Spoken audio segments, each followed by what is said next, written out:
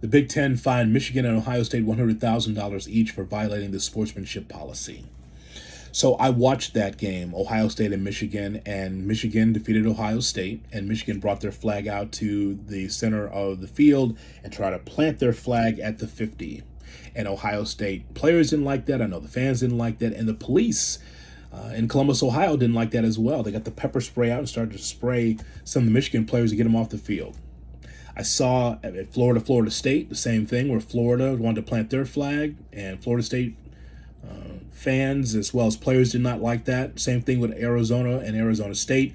There was a kid with a pitchfork for the Sun Devils, and they tried to plant the flag at Arizona, and the Arizona fans and players didn't like that. Same thing at NC State in North Carolina, where there was a NC State player that wanted to plant their flag, and a North Carolina player threw it over to the ground. It was something on Saturday. Rivalry Saturday. And that's the essence of college football. It's really interesting in 2024, in the era of NIL and people looking at college athletics differently than they once did, how rivalries still matter. And I love that about college athletics.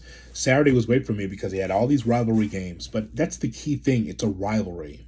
And if one team beats another, then the other team, the winner, has an opportunity to do whatever they want to do. As long as it's not over the top, it's not egregious, it's not in the face of the competition. Because if you are Ohio State, if you're pissed that you lost to Michigan, do it on the field.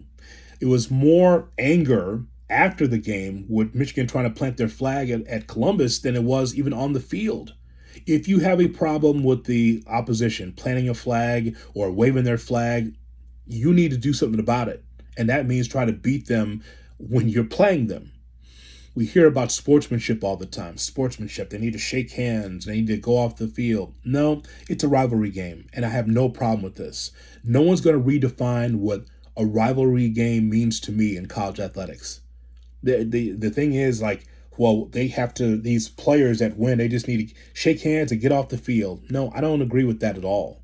As a matter of fact, what's going to happen is if college football bans players from putting a flag out there or waving their flag after a rivalry game, if they ban that, then it's going to be something else. Players will do something else to celebrate their victory in a rivalry game. And so if it's not the flag, it's going to be something else. I have no problem with it. This whole thing where it's got to be sportsmanship, we're asking players to do stuff that they don't do in their own social media, in their own lives.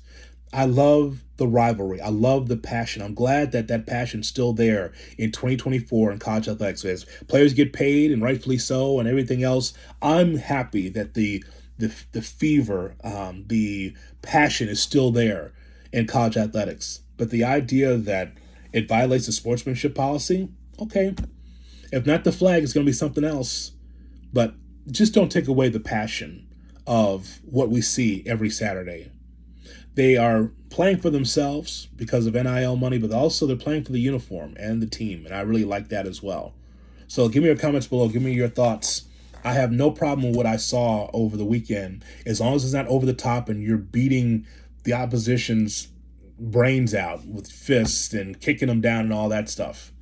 Let me get your thoughts.